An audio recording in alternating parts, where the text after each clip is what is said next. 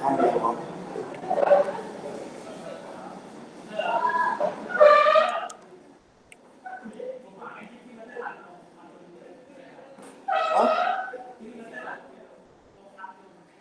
เดี๋ยวจะลงให้เผื่อไปตรวจตัวเองฮะ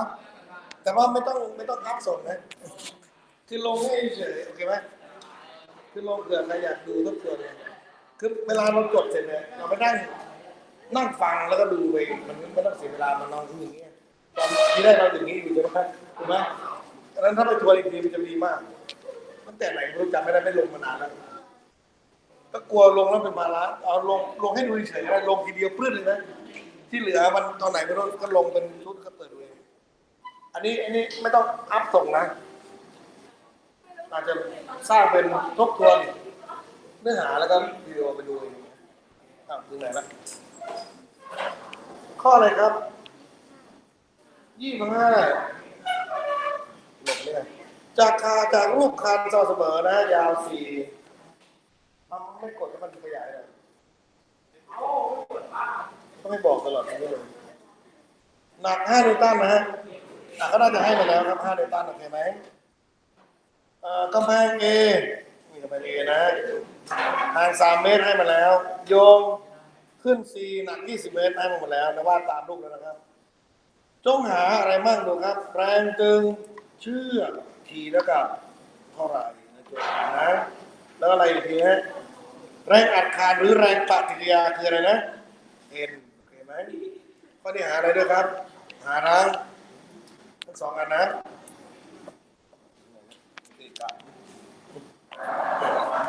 โอเคดูจากรูปเลยก็รูปเนี่ยเขาใส่แรงให้ครบหมดแล้วเหลือแต่เราเทคโมเมนต์ก่อนดีไหมเทคโมเมนต์ก็ได้อะไรครับเทคโมเมนต์ก็ได้อะไรฮะได้อะไรลูกได้อะไรเทคโมเมนต์เอาจุด A เป็นจุดหมุนเห็นไหมอะไรที่ผ่านตรงนี้ N แล้วก็ตัวนี้แตกแรงนะแตกทีนะลูกทีไซน์37เส้นนี้เป็นทีคอส37อันนี้หมดไปแล้วไม่มีแรงอะไรละน้ำหนักอยู่นี่ฮะM20อันนี้ขีดยาวหน่อย5เพราะนั้นสิ่งที่หายไปในการเทคโมเมนต์คือ N แล้วก็คอสทำไหมครับเพราะอะไร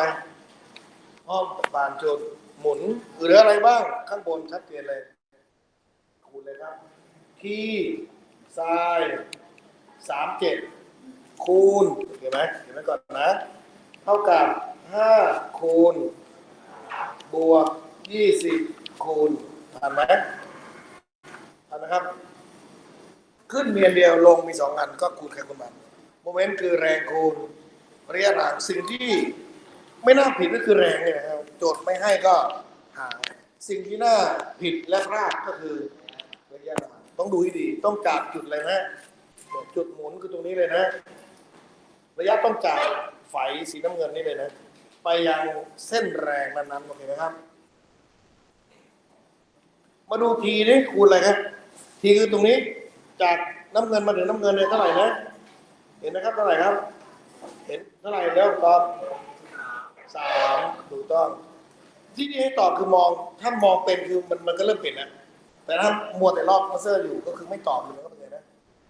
ก็รู้อยู่แล้วมันแค่ลอกการลอกไม่ได้หมายความเรียนเข้าใจบางทีฟังเข้าใจเฉยๆแต่ทำไม่เป็นถือว่าไม่ประสบความสำเร็จนะครับเป็นส่วนของการเรียนมาดู5มั้งครับ5คูณนะครับจากฝายใหญ่มาตรงนี้เท่าไหร่นะเพราะเป็นน้ำหนักของอะไรนะน้ำหนักคานครึ่งหนึ่งของความยาวคาน20คูณรายจากฝายใหญ่มาถึงตรงนี้เท่าไหร่ฮะ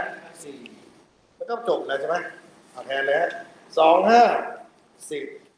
28 24 8นะรวมเป็นอะไรนะ90อันนี้อะไร3ส่วนอะไรเนี่ยไซน์37 3ส่วน5คูณเลยฮะ9ส่วน5ย้ายมาเป็น5ส่วน9ทันไหมข้างบนมันคืออะไรนะ9ส่วน5ย้ายมาตีลังกาขึ้นเป็น5ส่วน9ทันไหม 0ตัด0 9ตัด9เหลือ50นิวตันอันนี้คือแรงตึงเชือกก็ตอบไปนะข้างบนนะทีแล้วกับอะไรนะ50นิวตันเป็นคำตอบคราวนี้ต้องใช้แรงขึ้นแรงลงถูกไหมแรงซ้ายแรงขวาโจทย์ต้องการอะไรครับโจทย์ต้องการอะไร n โจทย์ต้องการ n อยู่ในแนวไหนดูครับอยู่ในแนวซ้ายขวาโอเคไหมเพราะฉะนั้นควรจะตั้งอะไรฮะมันอยู่ในแนวซ้ายขวาเราจะตั้งอะไรซ้ายแล้วกับขวาโอเคไหมถูกไหมถ้าไปตั้งบนกับล่างมันก็ไม่มีอะไรที่ต้องการนะยกเว้นมันติดแล้วค่อยไปเอาอีกรอบคือยังมีบนกับล่างอยู่นะซ้ายมีอะไรบ้างครับมีอะไรบ้างตัวนี้ทีคอส37เท่ากับ n ทันไหมบอกไหมครับดูรูปซ้ายกับขวาดูรูปไหมโอเคไหมเห็นไหมซ้ายกับขวาไหมนี่ไม่เห็นหรออันนี้ n ดูนี่อันนี้ก็ได้ n ทุกอันนี้ก็ได้ n มาเห็นไหมแล้วก็นี่ฝั่งนี้เห็นไหมทีอะไรเนี่ยทีคอส37เห็นไหมซ้ายแล้วกับขวาแล้วเราได้ทีไปแล้วเมื่อกี้แทนเลยครับทีเมื่อกี้ได้นะ50คอส4ส่วนเลยครับn ตัดตึ๊บเหลือ40นิวตันก็จบ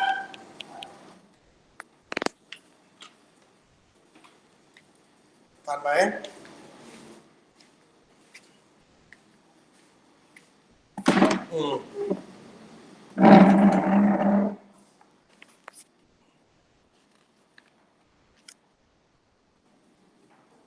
ทำไหมครับเหมือนเรียนอินเตอร์แล้วมีแค่ไม่กี่คนเองนะพูดไทยได้ไหมเด็กเล็กเก่งมากพูดไทยได้ไหมไม่อันนี้ไม่จ่ายค่าเทอมเหรอ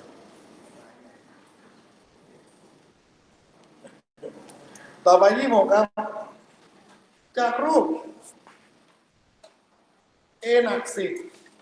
เขียนไว้ก่อนนะอันนี้10นิวตันนะอันนี้12อันนี้12นิวตันนะ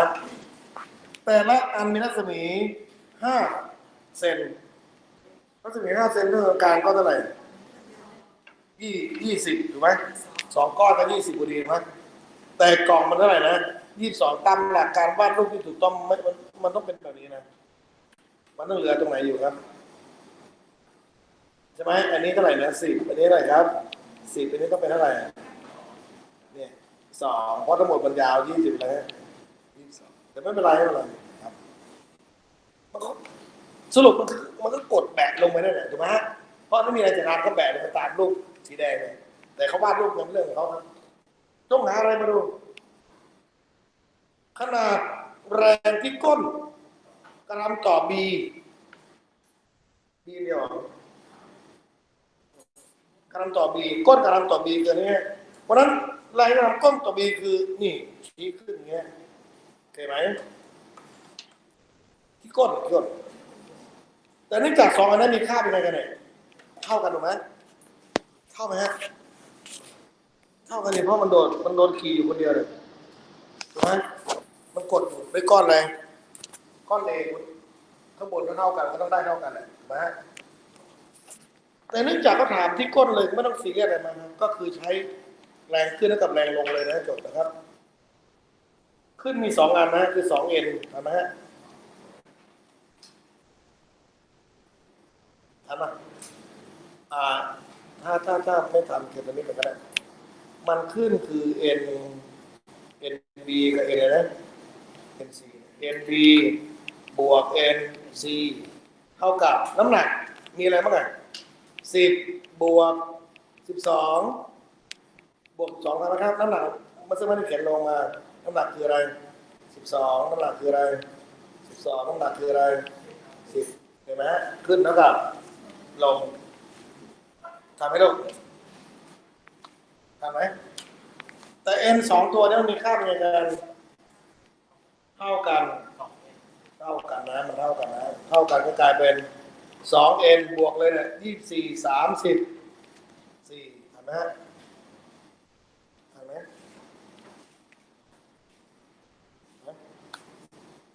ตอบแล้ว n เท่ากับอะไร17นิวตัน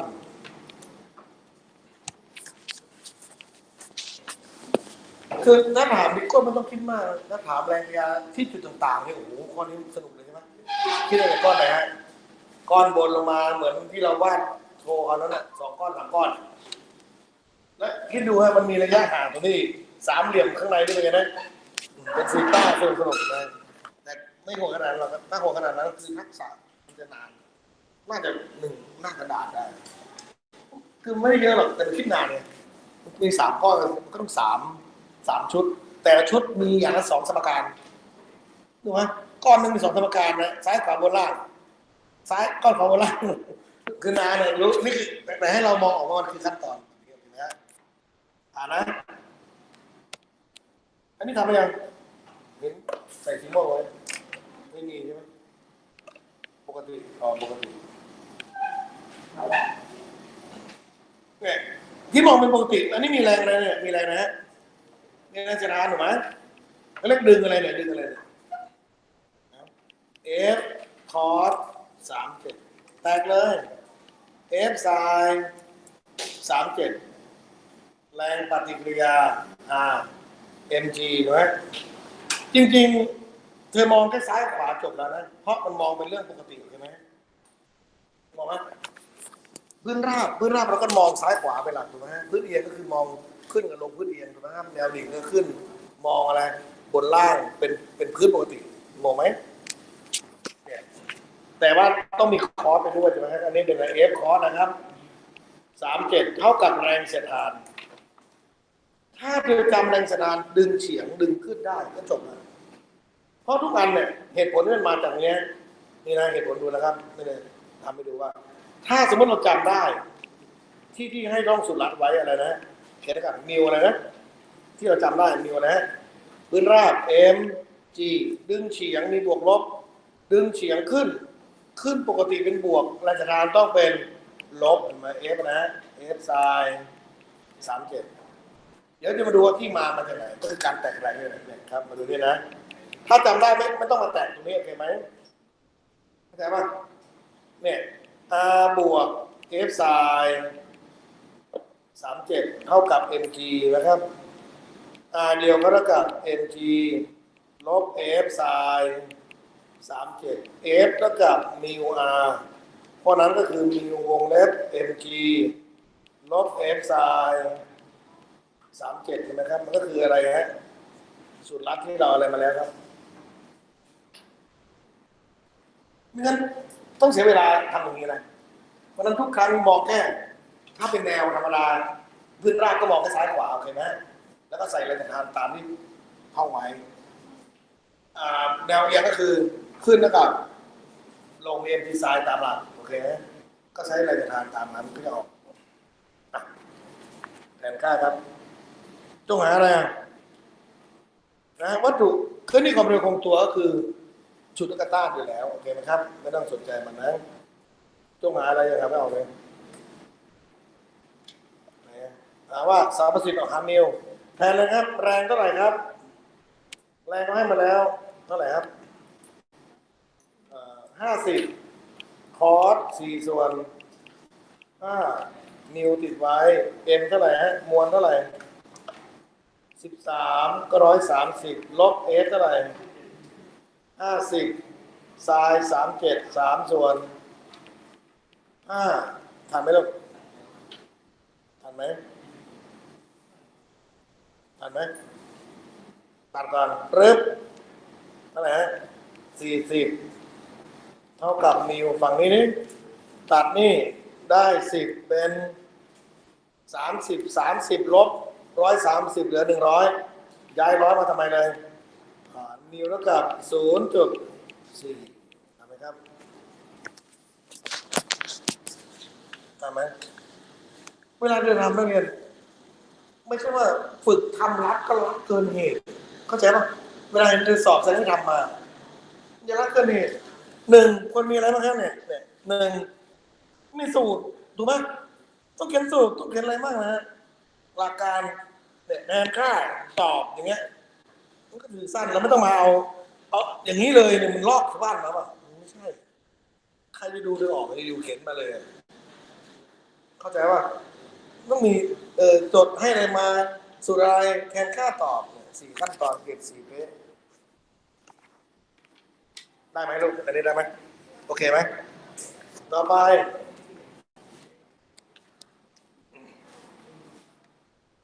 คานสม่ำเสมอ2นะ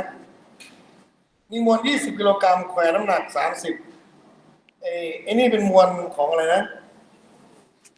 ของคานนะ30ห้อยอยู่นี่แล้วที่ปลายด้านหนึ่งของคานทำให้คานวางตัวในระดับได้ก็คือสมดุลเห็นไหมเมื่อวางอยู่ในหมอนอันนี้นะจงหาตำแหน่งของหมอนห่างจากปลายข้างหนึ่งเท่าไหร่อันนี้เขาอะไรนะจะน่ารักสุดแล้ว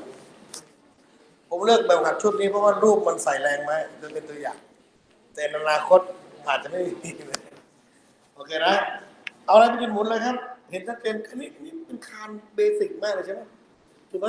มันไม่ต่างกับม.3เท่าไหร่ก็ตรงไหนเป็นเนี่ยฮะจุดหมุนซ้ายขวาคูณกันเลยนะเอานะ30โมเมนต์ทวนเขียนหน่อยนะโมเมนต์ตามจริงๆไม่ต้องเขียนเลยมันเป็นของเด็กเพราะเราต้องเขียนอะไรครับซิกมาโมเมนต์ A เป็น0โอเคนะเรียนแนวไหนไปเนี่ยโตแล้วโมเมนต์โดยเมนต์ตามไม่เอาของเด็กมอต้นซิกมาโมเมนต์รอบจุด A เป็น0มีอะไรบ้างฮะ30คูณเขียนไปก่อนนะแล้วก็อะไรฮะ20คูณอะไรx งงลบเห็นตัวเลข30คูณอะไรครับตอบ30คูณอะไร30อยู่ไหนนี่คูณอะไรฮะ30จากนี่นะเห็นไหม20คูณตรงไหน20คูณตรงนี้เพราะจุดหมุนอยู่ตรงนี้โอเคเอาให้ดีบวกลบคูณหารให้ดีนี่คือความยากของมันนี่เป็นเหมือนม.3ครับเท่าไหร่ฮะ30คูณทั้งหมดนี้เท่าไหร่ทั้งหมดนี้คานยาวเราเขียนข้อมูลนี้ก่อนเลยเขียนข้อมูลใหญ่ไว้ก่อนเลยนะใหญ่สุดเท่าไหร่นะ2ไอ้นี่เท่าไหร่นะ x ต้องการแค่นี้ก็คือ2ลบ x 20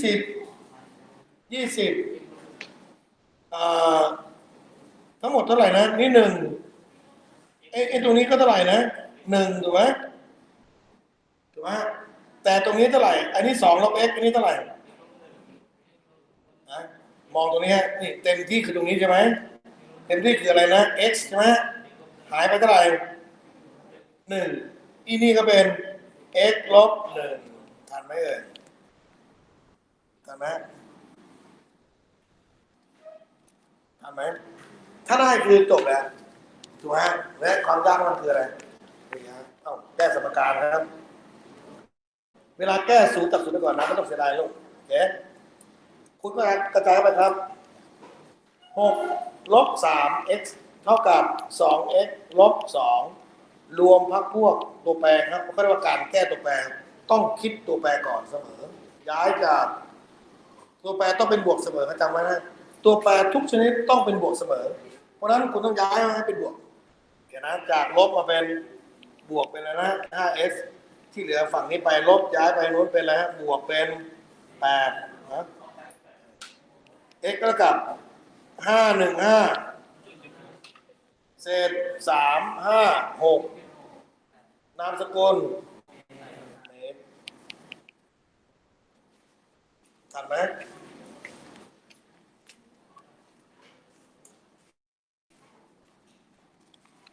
ทำไหมครับ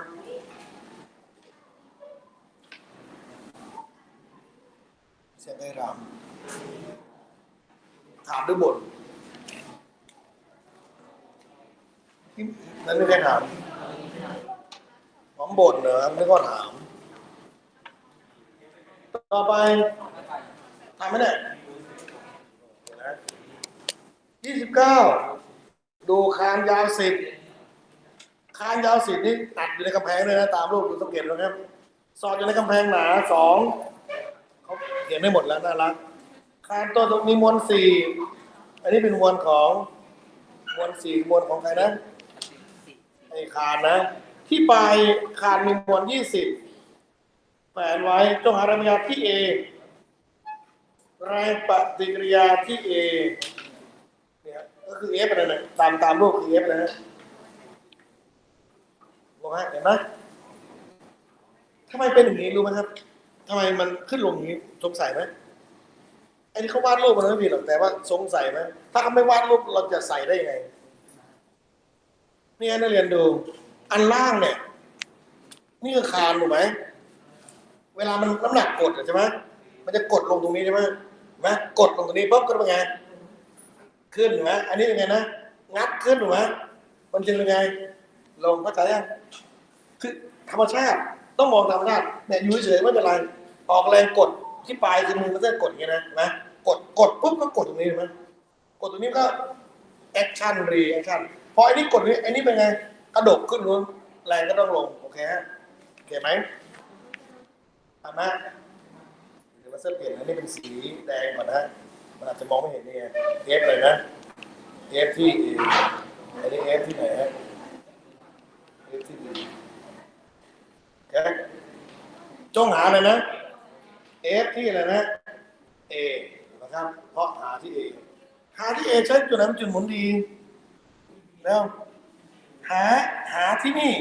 ควรใช้จุดนี้เป็นจุดหมุนไหมใช้จุดไหนจุดที่เหลือนี่คืออะไรนะซิกมาโมเมนต์รอบจุด B เป็น0ทันไหมครับทันไหมนี่นะจุด B เป็นจุดหมุนโอเคไหมเหลืออะไรมั่งเหลืออะไรที่เห็นมั้งครับ FA คูณโอเคไหมเท่ากับ4กิโลต้องเป็น40คูณบวก20คูณทันไหมทันไหมครับนะคานอ๋อนี่200คูณทันไหมทันไหมครับอ่ะเสร็จแล้วมองครับว่า FA ควรคูณอะไรไฟเขียวใหญ่นี่นะถูกไหมไปยังอันนี้เท่าไหร่ครับค่อยๆทำอย่างเงี้ยมันจะไม่ผิดพลาดนะ40อยู่ไหนไฟใหญ่มายังตรงนี้ก็คืออะไรครับมองให้ดีทั้งหมดยาว8ฝั่งละ4นี่เท่าไหร่เอง5ผิดมั้ง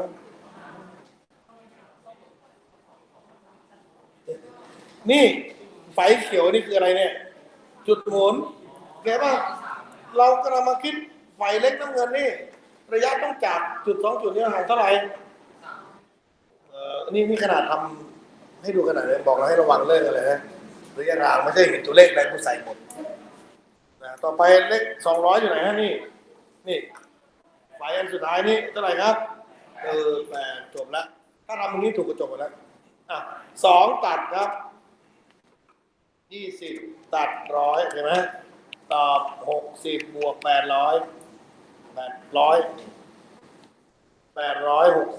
นิวตัน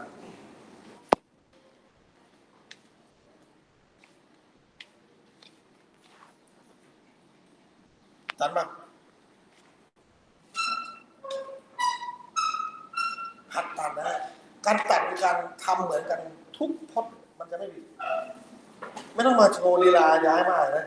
เสียเวลาตัดได้ตัดนะบานนะ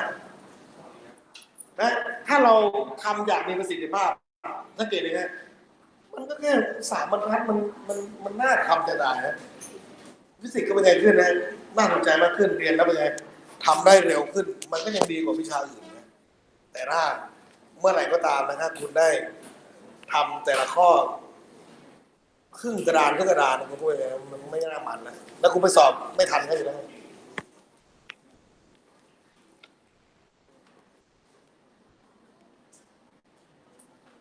ก็ไปเรียนคุณก็บอกให้เขาสอนเอาแบบกระชับหน่อยไม่ต้องยืดเยื้อคำตอบวิธีการไหนไม่สำคัญขอให้ได้ตอบเป็นเลยนะถูกต้องเป็นใช้ได้เดี๋ยวแต่ห้ามมั่วอันนี้ทำไงดีทำไงฮะดูแล้วมีคานมีอะไรไหม มองแค่รูปเนี่ยรู้นะทำไงฮะเป็นสมดุลต่อการเคลื่อนที่ใช่ไหมต้องกะลองทำให้กากบาทแตกเลยอ่ะเอาใส่แล้วกากบาทแตกแรงตัวเนี้ยฝั่งเนี้ยมันมีตัวเชื่อมฝั่งนี้มีตัวเชื่อมได้จากซ้ายขวามันถูกไหมฮะอันนี้เป็นตัวแปรหมดไม่มีตัวเลขอ่ะอ๋อนี่ใครตัวเลขก็ใส่ไปดิเห็นไหมมวลสามคืออะไรสาม30ใส่ไปเลยฮะมวลถ้ามวล30แล้วมวล2อยู่ไหนเอาไม่เป็นไรหา M1โจทย์ต้องการฝั่งนี้เลยก็ค่อยไหลๆไปนะทันป่ะเอามาเสื้อวาดให้ใหม่นะอันนี้คือ M อะไรครับ M 2G ตรงนี้เป็น P อะไรนะ30ถูกไหมนิวตันทำกับแนวดิ่งนะคือวง30นี่นะฝั่งนี้ครับ T ตัวนี้เท่าไหร่ M1G ทำมุม60โอเคนะครับงงป่ะจากรูปเมื่อกี้เราเปลี่ยนเป็นอะไรใหม่ครับเป็นรูปนี้ใหม่ทันไหมเพราะเราเอาตรงนี้มาตัดเป็นทีตัวนี้เอาตัวนี้ตัดเป็นทีตัวนี้โอเคไหมครับแล้วก็วาดใหม่เป็นรูปใหม่ทันไหมอันนี้ขึ้นแล้วกับอะไรแล้วก็ลงอันนี้ก็เป็นไงฮะขึ้นแล้วกับลงเหมือนกันทันไหมอะไรที่มันเชื่อมโยงไปชาวบ้านก็ทำจากชาวบ้านมาก่อนนะอันนี้เด็กมันได้รับทุนเหรอฮะมันไปซ้อมรับปฏิบัติไปไหนกันบ้างอ๋อซ้อมปฏิบัติชีวิตน่าสงสารจริงๆแล้วมันที่ตัวมันเองถ้ามันไม่เก่งหนึ่งไม่ใช่ผมนะเพราะไม่มีอะไรเลยผมคงไม่ให้อะไรเลยแล้วแถมช่วยบอกนะเป็นเพื่อนมันนะเพื่อนก่อนหรือมีครบแล้วนะบอกมาเลยนะเพื่อนมันนะตามแล้วก็ตามนะครับถ้าไม่มีเล่มนี้ส่งผมเลยผมไม่เซ็นอนุมัติให้จบคุณต้องเป็นคนเหมือนชาวบ้านเขาคุณต้องมีนั่งเล่นแล้วก็ลอกนะลอกซัมเมอร์มาทั้งซัมเมอร์นั่งลอกนี่แค่ขั้นต่ำนะใช่ไหมขั้นต่ำนะขั้นต่ำมากแค่ทุกคนต้องมีนี่คือขั้นต่ำมากนะคือไม่มีอันนี้ผมจะไม่ซ่อมบอลนี้ถ้ายังไม่ตื่นตัวรีบทำเดี๋ยวนี้นะอ่ะแตกแรงครับเขียนใหม่สมุดเอาใหม่นะแตกตรงนี้เลยนะ30นี่นะ30คอร์สนะ30นะฝั่งนี้30ไซน์30อันนี้ไปแล้วนะไปแล้วแต่อันนี้เปิด M1G คอร์ส60ฝั่งนี้ M1G ไซน์60ไปแล้วโจทย์หา M อะไรนะ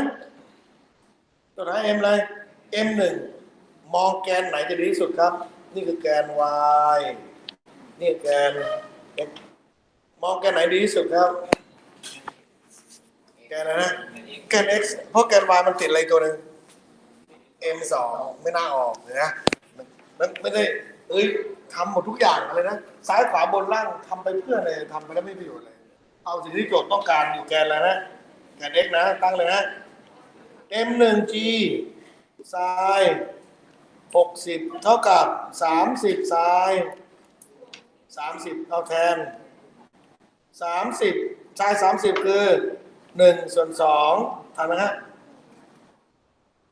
อันนี้คืออะไรนี่คืออะไรรูท3/2ที่นี่10ถูกไหม10ตัดเหลือนะฮะ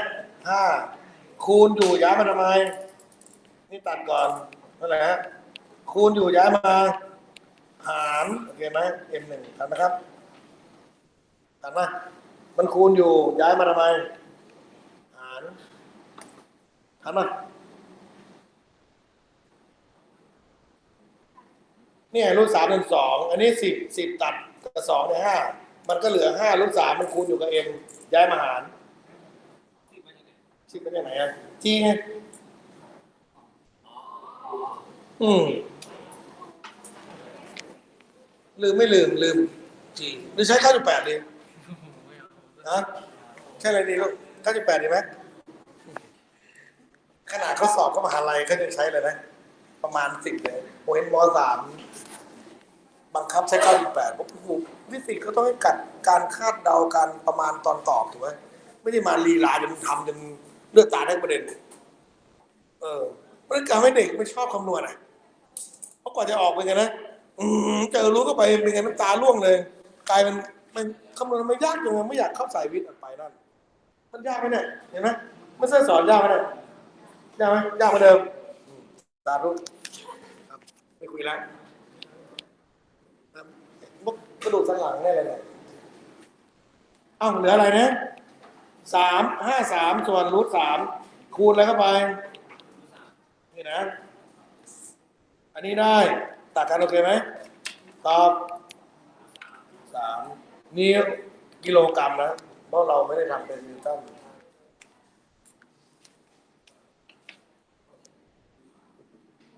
ข้อมูลนามสกุลเป็นอะไรครับกิโลกรัมนะทำไหมเนี่ยฮะรูท 3 กิโลอยากตอบเป็นนิยมก็ตอบได้รูท 3ไม่รู้เหลือเท่าไหร่ใช่ไหมโอเคนี่ถือว่าตอบง่ายสุดแล้วงั้นเราไม่ตอบยกเว้นปัญหานี่เราจะทำให้ยมแต่เนี้ยแหมรูท 3ต้องไปดูช้อยมันไม่มีรูท 3ก็มี1.732ไม่กาก็บ้าแล้วถูกไหมเข้าใจป่ะยกเว้นปัญหานู่นนี่ทำต่อนะฮะไหนลองทำอันนี้ดูดินี่คานเป็นไงนะคานมันเอียงอย่างเงี้ยใช่ไหมควรทำยังไงนะควรใช้แกน x อยู่ในแนวใครคานนะนี่เป็นสามเหลี่ยมอะไรเนี่ย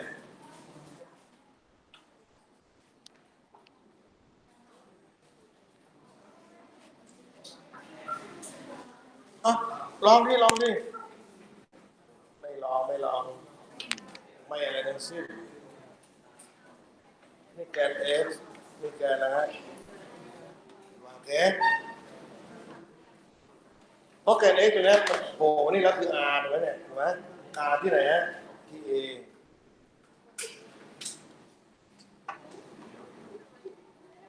นี่ mg นะ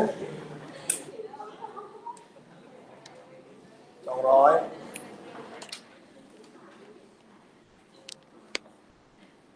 คือมันจริงๆมันก็แล้วแต่เธอจะเลือกนะจำได้ไหมคราวก่อนที่ครูทำให้ดูทั้งแกน xy ธรรมดากับแกน xy ของคานคำตอบก็เดียวกันแต่ไม่รู้อันไหนจะง่ายกว่ากันนะก็ฝึกบ่อยๆทันนะครับอ่ะมุมคราวนี้คือมุมฮะมุมอะไรบ้างเนี่ยมาดูมุมแล้ว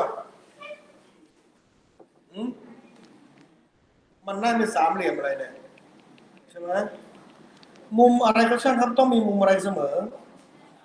สามเหลี่ยมเป็นสามเหลี่ยมอะไรไม่สำคัญฮะใช้กับฟิสิกส์ไม่ได้สักเรื่องฮะ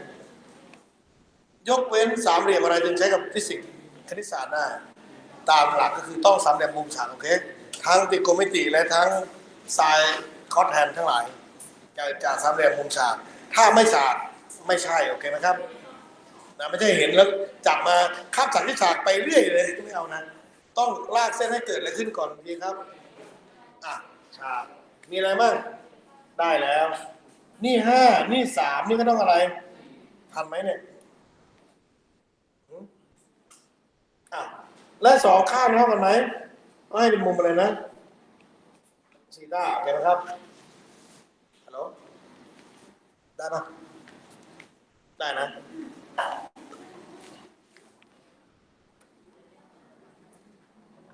นี่คือแนว NG นะมันเหมือนพื้นเอียงไหมเนี่ยถ้าลากเส้นนี้มาเป็นพื้นเอียงนี่มุมซีต้าป่ะใช่ไหมแต่คานมันเอียงก็คือเราต่อเส้นให้เป็นพื้นเอียงซีต้าโอเคไหมและเราก็ใช้เทคนิคของมุมพื้นเอียงคืออะไรฮะแนว MG กับแรงปฏิกิริยาคือเส้นนี้โอเคไหมก็คืออะไรครับ ซีต้าอันนี้ก็เป็นอะไรซีต้าใช่ไหมครับ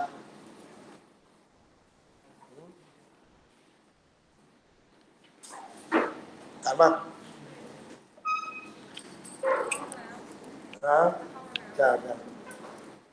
แกนของเรือคือสีแดงนี่นะนี่แกนนะเมื่อคืนเขียนแกนกับอะไรสีเดียวกันหมดเลยจะดูไม่ออกตอนนี้แกน x แกน y เราต้องเป็นสีแดงทุกอันต้องเป็นมุมอะไรนะมุมฉากโอเคไหมครับเราได้ทีแล้วเราใช้มุมอะไรดีนะมุมอะไรฮะจะหาได้ไหมเนี่ย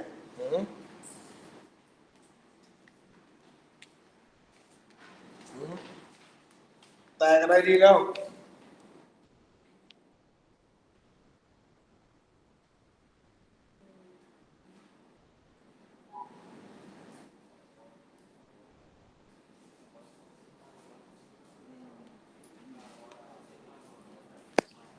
นี่คือการเลือกอะไรเป็นอะไรนะการเลือกอะไรนะแกนนี้ถ้าเลือกแกนอื่นก็จะเปลี่ยนไปอีกถูกป่ะอ่ะ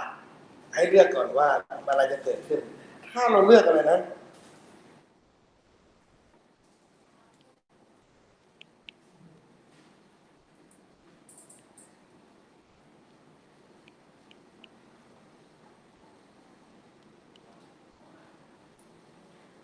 รูปนะเมื่อกี้เราเลือก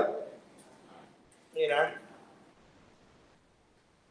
ลองดูว่าไหนจะง่ายกันนะเราค่อยเลือกเลยแต่จริงเวลาทำจริงไม่มีเวลามาโชว์ x y ขนาดนี้นะคุณต้องเลือกตัดสินใจแล้วก็ใส่ไปเลยนะก็เหมือนเราตัดสินใจไปเส้นนี้แหละใช่ไหมคิดว่ามันจะโล่งสุดท้ายเป็นไงนะนี่มันก็ต้องรอไปเรื่อยก็เหมือนกันนะเมื่อตัดสินใจเลือกวิธีไหนก็ต้องยาวที่สุดเลยเข้าใจป่ะก็ดูว่าไหนจะง่ายกว่ากันนะอันนี้ก็อันนี้ก็สามเลยใช่ไหมอันนี้สี่นี่เลยนะห้ามุมอะไรเลยนะซีต้าเลยใช่ไหมถูกไหมเราคิดดูนะมันแตกแค่ตัวนี้เองนะทีอะไรนะทีไซน์ซีต้ามันนี่เป็นนาทีแล้วคอสซีต้าแล้วก็ขึ้นแล้วก็ลงขึ้นกับลงพอได้อยู่ถูกไหมได้อะไรขึ้นกับลงได้อะไรก่อนเลยฮะอันนี้ก็ได้เหมือนกันอันนี้ขึ้นลงมันต้องมีมุมแตกยากเห็นไหมเห็นไหมโจทย์หมายอะไรก็นี่หมายอะไรแรงตึงเชือกแรงตึงเชือกใช้แนวนี้ดีกว่าไหมวิธีโจทย์ถามอะไรแรงตึงถูกไหมอันนี้ยังไม่รู้จะมุมใส่มุมอะไรข้างบนเห็นไหมเห็นไหมยังงงค้างอยู่เลย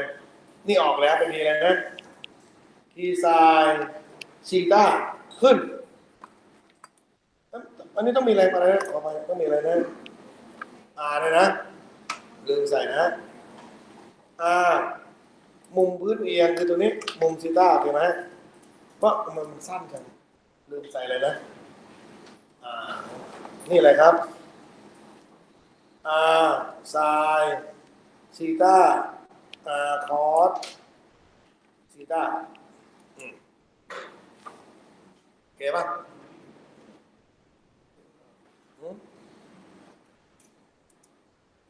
โจทย์หาอะไรมือเชือกก็มองดูแล้วก็มี R กับมี R ใครนะ R กับ T ก็น่าจะออกสองสมการถูกไหมฮะถามป่ะซีต้ามันรู้แล้วครับซีต้ารู้แล้วเอาวาดสามเหลี่ยมซีต้ามาดูตรงไหนดีนี่ไงซีต้า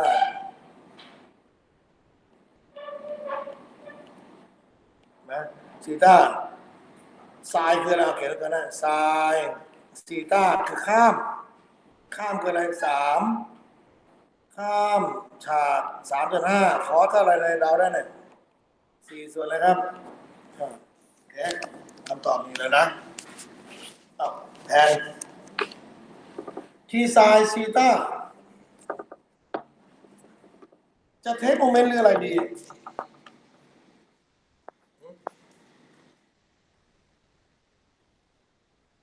เทคโมเมนต์ใช้จุดไหนเป็นจุดหมุนนะจริงๆสามารถเทคโมเมนต์ได้ใช่ไหมถูกไหมหรือไม่เทคก็ แต่ฟังให้ดีครับสังเกตนะขึ้นแล้วก็ลงเนี่ยมันสังเกตมีคำหนึ่งที่คุณต้องใส่ใจคืออะไรคานมีน้ำหนักต้องเทคโมเมนต์เป็นหลักบอกว่าถ้ามีแต่เชือกเดียวแต่แรงเป็นหลักมองไหมถ้าถึงขั้นวิกฤตใช้มันทุกอันเลยทั้งแตกแรงแล้วก็เทคโมเมนต์ข้อนี้ควรเทคโมเมนต์ถูกไหมควรเทคโมเมนต์ถ้าเทคโมเมนต์บางสิ่งบางอย่างมันจะหายไปโอเคไหมครับควรใช้จุดไหนเป็นจุดหมุนลืมใส่จุดข้างล่างคือ A ข้างล่างคือ A ข้างบนคือ B ข้างบนคือ C ใช้จุดไหนเป็นจุดหมุนดีครับซิกมาโมเมนต์รอบจุด A นะถ้าใช้ A เป็นจุดหมุนนะฮะใช้ A เป็นจุดหมุน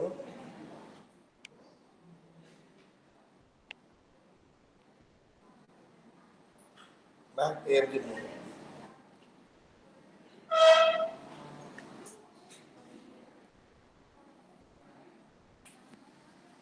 อะไรมันหายไปบ้างครับใช่ไหมอันนี้หายก็ต้องไม่ต้องมีแตกเลยนะบอกว่ามันเป็นจุดหมุนอยู่แล้วไงนะถ้าจะได้โมเมนต์ก่อนจริงๆลืมไปว่าเราคนเทคโมเมนต์ก่อนไม่ต้องแตกก็ได้ใช่ป่ะนะลืมเช็คว่ามันมีคานในน้ำหนักป่ะไม่เป็นไรแตกไปก่อนก็ได้แล้วก็ตัดออกครับรอบจุดเอเป็นศูนย์มีอะไรบ้างที่แน่100 กับ 200เนี่ยไม่ยุ่งใครนะครับดู100 คูณบวก200 คูณนี่ทันไหม100 กับ 200ทันไหมทันไหมครับข้างบนมีอะไรบ้างทีไซน์และทีอะไรครับทีคอสนะมองให้ดีนะมีทีไซน์และทีคอสนะ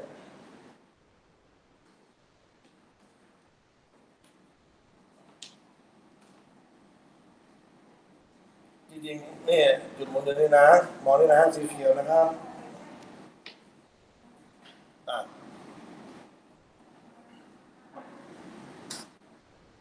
งงไหมเนี่ยงงไหมมองแล้วงงไหมงงเองงงเลยไปต่อได้ไงงงแล้วไปต่อไม่ได้ไงเออให้เลือกก่อนจะเอาอันไหนเอารูปบนรูปล่างพูดอีกใหม่ก็ได้ครับตัดสินใจเอาสักรูปรูปล่างนะแล้วงงตรงไหนมารูปล่างนี่งงตรงไหนมองงงทุกตรงตายแล้วงั้นลบข้างบนแต่ใช้จุดอะไรนะลบข้างบนแต่ใช้จุดข้างล่างเอาละคราวนี้เนื่องจากคานมีอะไรนะมีน้ำหนักเรากะจะเทคโมเมนต์เลยโอเคไหมเรามองก่อนเลยว่าเทคโมเมนต์ยังไงฮะใช้จุดไหนเป็นจุดหมุนเลยจุด A เป็นจุดหมุนนะโอเคไหมโอเคไหมเพราะนั้น R ก็ไม่ต้องเป็นไง R ไม่ต้องแตกโอเคไหม R พุ่งมานี่นะไม่ต้องแตกนะทันไหมครับ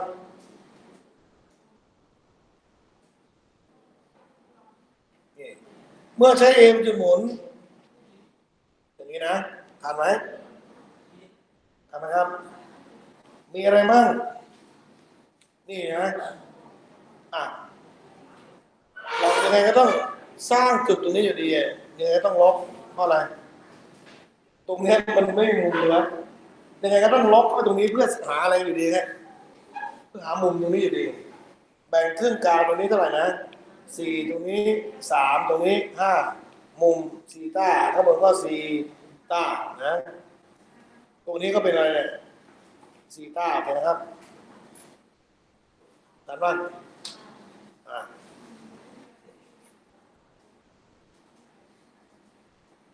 200ก็ต้องคูณระยะตรงนี้ 100คูณระยะตรงนี้นะ ส่วนตัวนี้ต้องแตกก่อนเป็นทีอะไรเนี่ยแตกเลยครับเป็นทีนะทีไซน์ซีต้าถูกไหมเนาะนี่ไงแกนมันนะแล้วก็มาทางนี้เป็นอะไรนะตรงนี้แนวเส้นนี้ตรงนี้นะทีแล้วฮะที่คอสซีต้าทันไหมครับทันไหมอ่ะหมดแล้วมีอะไรบ้างทีไซน์ทีคอส200 100ใช้ตรงนี้เป็นจุดหมุนและแรงนั้นต้องตั้งฉากถูกไหมมาดูนะอะไรครับตั้งฉากตรงไหนมาจากสีน้ำเงินตรงนี้มาดู100ก่อนนะ100คือระยะนี้ใช่ไหมระยะนี้ถ้ามาตรฐาน x cos y สายเห็นไหมอันนี้เฉพาะตรงนี้อะไรครับคานยาว5ก็เหลือ2จุดเลยครับ 2.5 คอสซีต้าถูกไหมครับถามว่าจากตรงนี้มานี่มันยาวเท่าไหร่5ก็เป็นอะไรครับ5คอสซีต้าคานยาวเท่าไหร่นี่4เท่าไหร่เดี๋ยวมันสุดท้ายมันจะออกไปเลยฮะออกเป็น4เองคือเรามองแค่ตรงนี้ไงแต่ระยะมันคืออะไร4นี่มันจะออกเป็น4เองไม่ใช่ลองแทนดู5คอสคืออะไรเมื่อกี้คอสมองมุมนั้นรึไซน์ซีต้าคอสซีต้าไซน์คือข้าม3/5คอสคือ4/5นะอันนี้แทนได้4/5เห็นไหมครับมันจะออกเป็น4เองแต่ถ้าคุณมอง4ก็เป็นทั้งฉากก็ได้ก็เยี่ยมโอเคไหมเข้าใจไหมเนี่ยเหลือแกนนี้คือคูณตัวนี้ใช่ไหมอันนี้เท่าไหร่เนี่ยนี่เท่าไหร่3เนี่ยถูกไหมถูกป่ะหรือจะเป็น5อะไรนะ5ไซน์ก็ได้นะเนี่ย5ไซน์ซีต้ามันก็คือ3นะครับ5คูณด้วย3/5ก็คืออะไร3เพราะ3ตั้งอะไรอยู่แล้วเนี่ย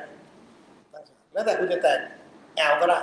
ไม่แตกแต่ถ้ามองออกว่าถ้ามันฉากแล้วเท่าไหร่ก็คือจบไงแต่ถ้าไม่ได้มองมันแตกแอลอย่างเดียวก็ทำได้คำตอบอย่างนี้นะอันเดียวกันเอามาจับโมเมนต์ได้แล้วเหลืออะไรบ้างเนี่ยคีย์อะไรนะซิกมาโมเมนต์รอบจุดนะจุดอะไรก็ได้ A เป็น0ทีไซน์ซีต้าคูณบวกทีคอสซีต้าคูณเท่ากับ100คูณเท่าไหร่นะ100คูณเท่าไหร่ฮะ2.5 คอสคืออะไรฮะ4/5 5/5ตอบ2นี่เรามองออกว่าถ้าเป็นแนวระดับตรงนี้คือ4ถูกไหมถ้าการปรับเป็น4แล้วครึ่งหนึ่งของ4ก็คืออะไรอยู่ดีแล้วมันเรียกมองมันมีแนวระดับให้เราอยู่แล้วคือ4เห็นไหมไอคานยาว5จริงแต่ปรับเป็นแนวระดับแล้วมันเหลือ4ถูกไหมเพราะนั้นน้ำหนักเราลงที่ไหนครึ่งหนึ่งก็คือ2แต่เราไม่คิดอะไรมากก็ได้ก็คือแทนตามอะไรนะแอลก็อันนี้คูณอะไรนะเขียนเลยไหมเท่าไหร่ฮะ2นะงงไหมถ้างงก็ต้องลอกอะไรไป2.5 คอสแล้วแต่นะบวกอะไรนะ200คูณนะครับคูณอะไร200คูณอะไร4ทีไซน์อยู่ไหนคูณอะไรเมื่อกี้ได้ไหมฮะ4ถูกไหมทีคอสคูณอะไรฮะ3ทันป่ะเนี่ยเรายึดอะไรไว้ฮะปรับมานี่แล้วใช่ไหมถูกไหมเอาแทนเดี๋ยวให้ได้เสร็จก็ได้กันไซน์คืออะไรนะ3/5นี่นะ3/5นี้คอส4/5สังเกตมันมีส่วนทุกอันเลยเอาส่วนไปทำไมเลยฮะคูณทุกตัวเลยอันนี้บวกกัน200กับอะไร800เป็น1,000แล้วเอา5ไปคูณอีกกลายเป็นอะไรฮะ5,000นะทำไหมเนี่ยอันนี้เหลือ12 ที บวกตัด5ไปแล้ว12ที5,000ส่วน24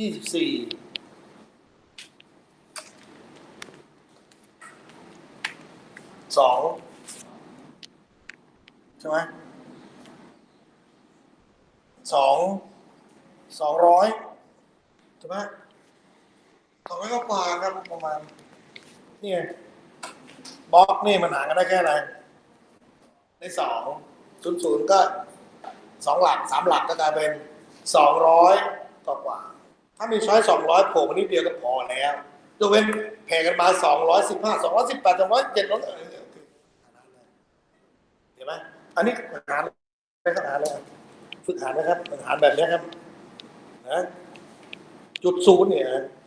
บล็อก1 ตัวฮะ2 8 2 2 4เศษ2ชัก0ลงมาไม่พอชัก0ลงมาบล็อก1 ตัว2อะไรได้2 8 8 4 3 2 8 16เป็น19เศษ8ชักจุด0ลงมาบล็อก0 2 3มีจุดเศษจุดตรงนี้ไม่มีอะไรเติมก็เติมนี้208ตอบ208ก็รู้แล้วผ่านไปแล้ว